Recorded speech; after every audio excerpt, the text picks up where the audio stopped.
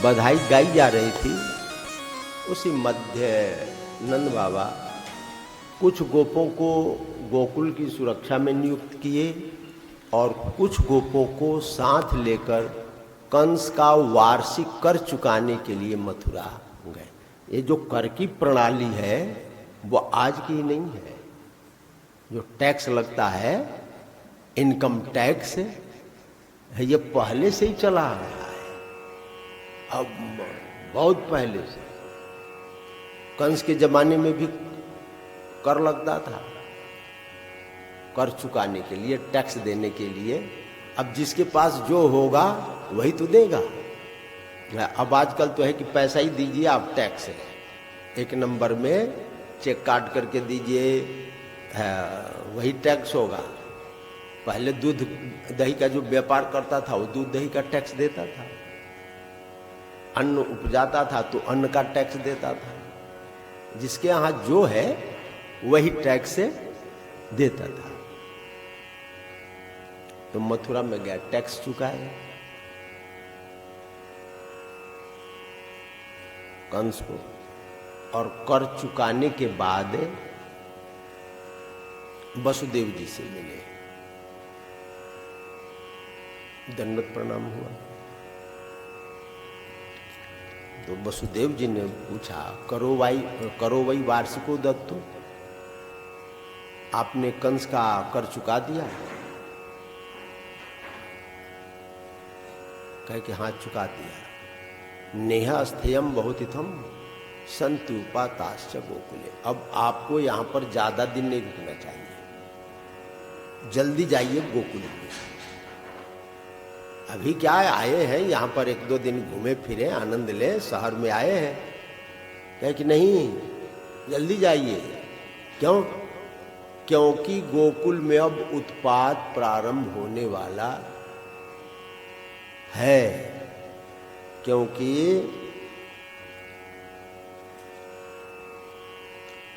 जब वसुदेव जी बालिका को, योग माया को गोकुल से लेकर के आए, कंस को सूचना दी गई। कंस दौड़ा हुआ आया और जो बालिका थी देवकी जी के गोद में थी, तो जोर से पकड़ लिया देवकी जी। दातु मरहसी मंदाया अंगे माम चरमाम। ये अंतिम बेटी है, बेटा नहीं है, ये बेटी है। देखिए यहां पर वसुदेव देवकी ने झूठ बोला, सच नहीं बोला है। क्योंकि जो बेटा जन्म लिया था कन्हैया, उसको तो गोकुल में भेज दिए और वहां से बालिका को लेकर के आए। अब कह रही हैं देवकी जी कि ये मेरी अंतिम संतति है, जबकि वो उनकी संतति नहीं थी। जो गर्भ से जन्म लिया वो तो बेटा था, गर्भ से आए चाहे न आए, लेकिन प्रकट तो हुआ ही था। और उसको भेज दिया गोकुल। तो ये बात बोल दी झूठ। तो कुछ जगह ऐसे है जहां झूठ बोल देना चाहिए। वृत्यर्थे प्राण संकटे स्त्री सुनर्म विवाह च वृत्यर्थे प्राण संकटे गो ब्राह्मणार्थ हिंसायाम नानितम सात्युकुप्सितम। उस जगह झूठ बोल देना चाहिए। वहां यदि साच बोलती देवकी जी या साच बोलते वसुदेव जी तो एक दूसरी उपाधि चालू हो जाती, इसलिए झूठ बोल दिया कि मेरी अंतिम संतति है, ये पुत्री है, बालिका है, ये आपकी मृत्यु का कारण नहीं हो सकती है, इसको छोड़ दीजिए। आप, ये आपकी भांजी है, इसका वध करेंगे तो पाप लगेगा।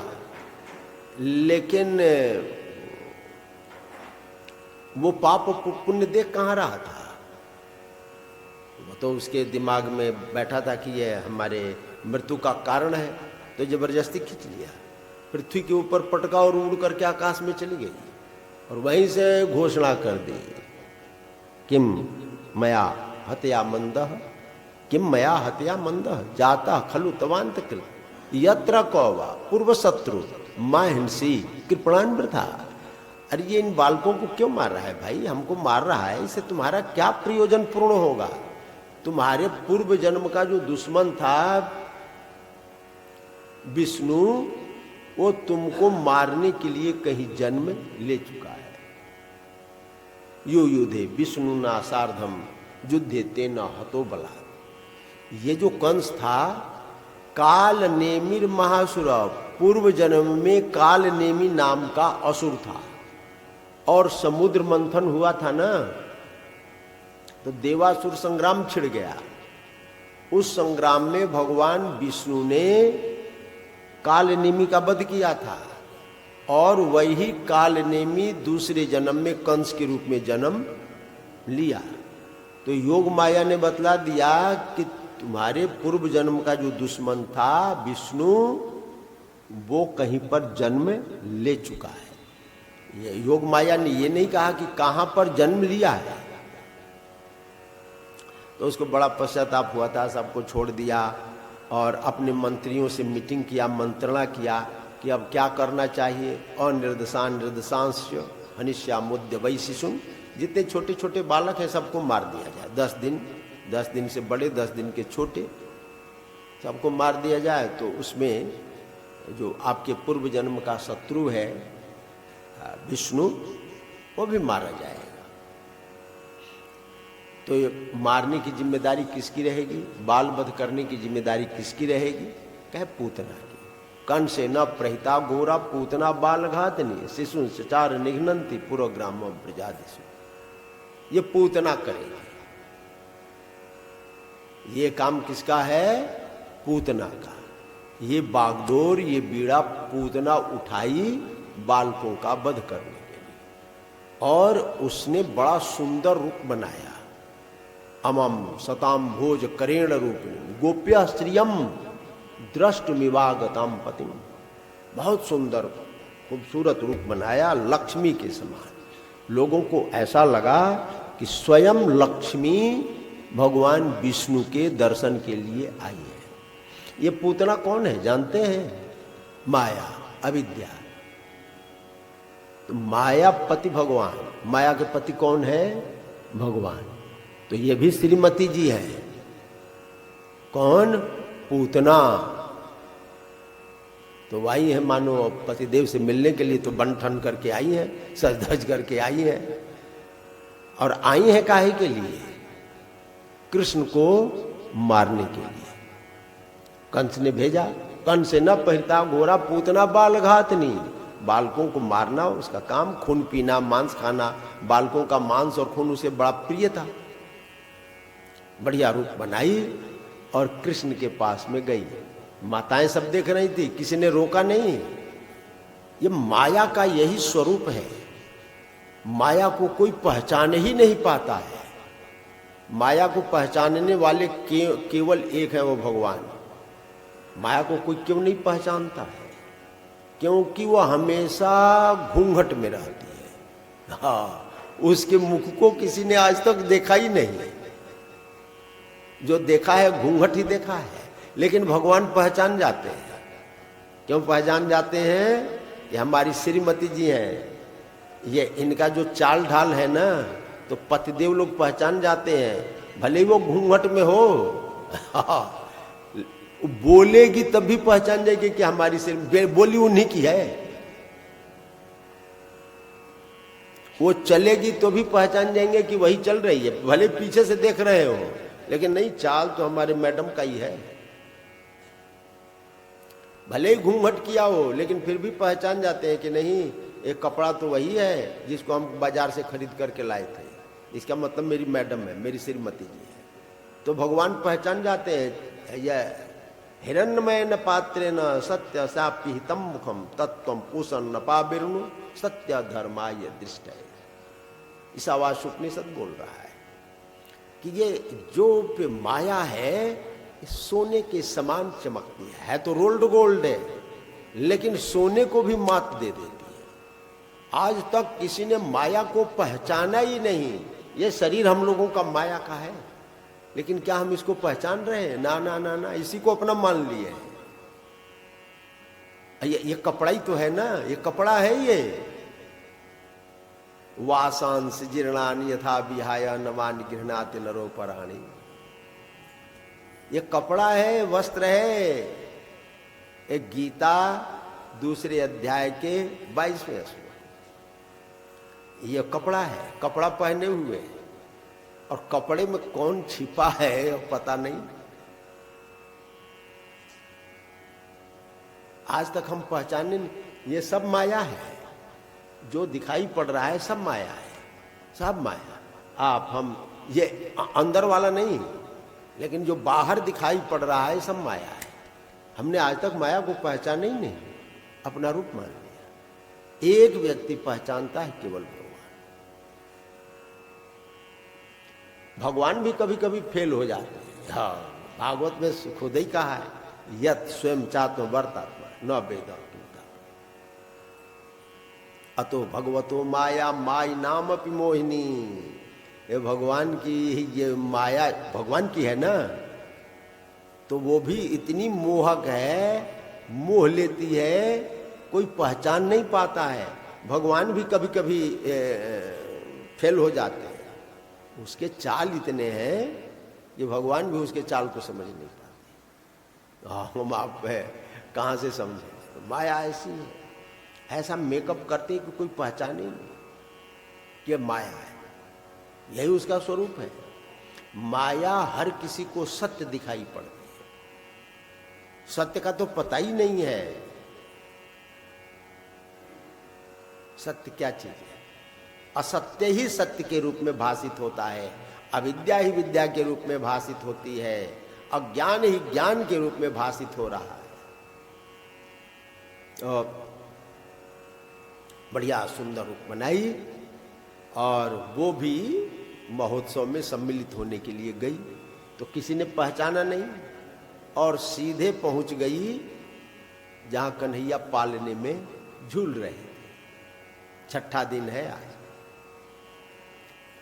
तो अमम सतम भोज करेण रूप, हाँ, तस्मिन अस्तनम दुर्जर वीर्य मूलबणम घोरांक मादाय शिशोर दधावत गाढ़म कराभ्याम भगवान प्रपीड्यत प्राण ही समम रोष समन्वितो पिबत।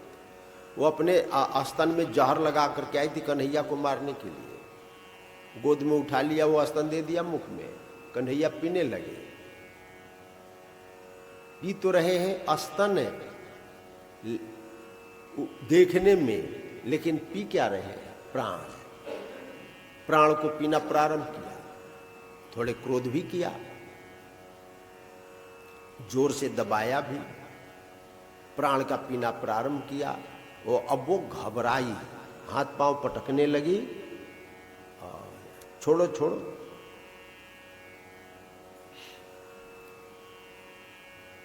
भगवान ने कहा कि हमारे यहां छोड़ा नहीं जाता है, पकड़ा तो जाता है लेकिन छोड़ा नहीं जाता है।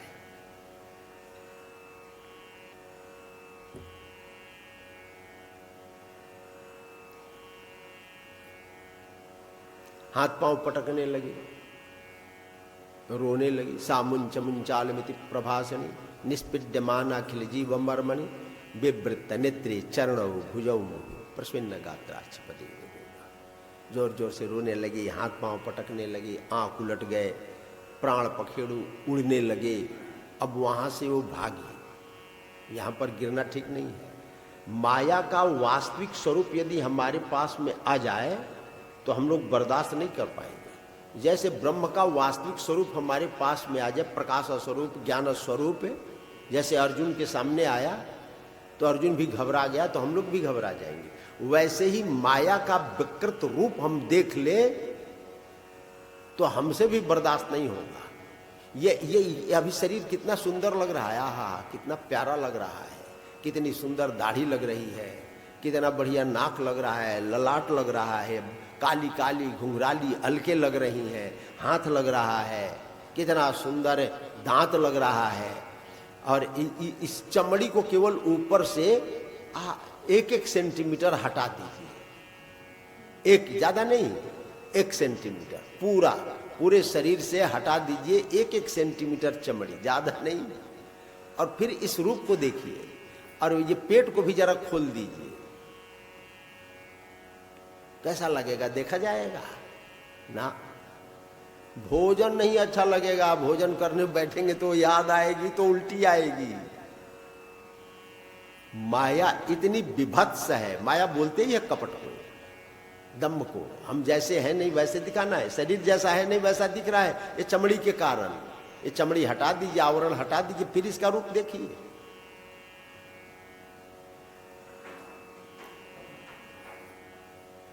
विकृत रूप है। माया बाहर से बड़ी प्यारी लगती है, जब अंदर झांक कर देखिएगा तो उतना ही विकृत दिखाई पड़ेगा, सब कचड़ा भरा हुआ है। दुष्पुरम दुर्धरम दुष्टम सा दोषा क्षण भंगुरम, माया का ऐसा स्वरूप है। अब भागी वहां से, माताएं देख ले उसका वास्तविक रूप तो घबरा जाए, तो गौशाला में जाकर के पद्मानोपि तद्देह त्रिगभ्युत्यंतरद्रुमन चूर्णयामास राजेंद्र महदासित अद्भुतम। ईसा मातृग दंष्टाशम गिरी कंदरनासिकम गंडशैलम अस्तनम रौद्रम प्रकीर्णा ऋण मूर्धजम बद्ध सेतु भुजो अंग्री शून्य तोय हृदोधरम अंधकूप गभीराक्षम पुलिना रोह भीषणम। बड़ा 6 कोस के जितने वृक्ष थे वो गिर पड़े, उसका रूप इतना भयंकर था। पहले तो बड़ा सुंदर लगती थी देखने में, जब आई माताओं के सामने गोपियां खड़ी थी और भी थी, सब लोगों के सामने बड़ा सुंदर उसका रूप लग रहा था, इतना जैसे लक्ष्मी आई हो। और उसी पूतना का अब वर्णन कर रहे हैं कि अब कैसी लग रही है। हाँ, कैसी लग रही है। उसका जो दांत है हल्के आगे जो रहता है ना, उतना चौड़ा चौड़ा, यानी 4-4, 6-6 इंची लंबा, मुंह से निकला हुआ, ओठ से गाल से निकला हुआ, ओठ से बाहर निकला हुआ 4-4, 6-6 इंची। गिरी कंदर नासिकम, और उसका नाक कैसा था, पहाड़ के गुफा के जैसा। उसमें आदमी घुस जाए, 10-20 आदमी घुस जाए। गिरी कंदर नासिकम। और उसका आस्तन कैसा था, पर्वत के चोटी के समान। पहाड़ की जैसी चोटी है वैसा उसका आस्तन लगता था। बाल लाल लाल थे और आंख था सूखा हुआ गहरे कुएं के समान। उसके नितंब भाग थे नदी के किनारे तट के समान। और उसके हाथ पांव थे पुल के समान। और उसका पेट सूखे कुएं के समान। अभी 5 मिनट पहले उसका वर्णन कर रहे थे कि लक्ष्मी के समान है, और 5 माया का यही रूप है। विकृत होते देर नहीं लगा। अभी जो बहुत खूबसूरत दिखाई पड़ रहा था, अगले समय में वही विकृत देख करके व्यक्ति भयभीत हो जाए। लेकिन भगवान तो उसके वास्तविक स्वरूप को जानते, इसलिए अरे हम लोगों को घृणा लगेगी ना पेट फाड़ने में, लेकिन डॉक्टर साहब को थोड़ी लगता है ना। ना, डॉक्टर साहब को नहीं लगता है, वो तो फाड़ते ही है। जो पहुंचेगा ऑपरेशन कराने के लिए तो पूरा पेट फाड़ करके रख देंगे, अलग अलग खोपड़ी फाड़ करके रख देंगे, हार्ट फाड़ करके रख देंगे, सब चाहे कैसा भी हो। अब वो तो भाई डॉक्टर है, माया का ऑपरेशन वही कर सकते हैं, दूसरा नहीं करता है। कि सुनो सुनो सुनो, पूतना लोक बालग्नि राक्षसी रुधिरासना जिघान से यापी हरे अस्तनम दत्वाप सदगतिं। भगवान ने उस पूतना को क्या किया, क्या किया, क्या करती थी पूतना? पूतना लोक बालग्नि, बालकों का वध करती थी।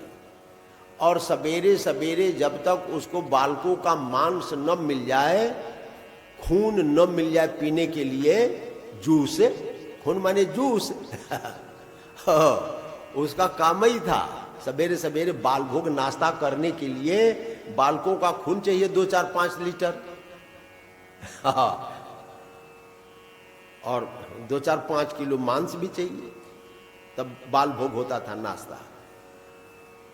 राक्षसी रुधिरासना जिघान से आप ही हरे। लेकिन भगवान ने उसी पूतना को अपने बैकुंठ भेज दिया कि अब वहां पर जाओ। तो एक ने कहा कि वो बैकुंठ क्यों भेज दिए? कहे कि उसके स्तन को मैंने अपने मुख में डाला था। तो स्तन कौन पीता है? कहे बालक पीता है, पुत्र पीता है।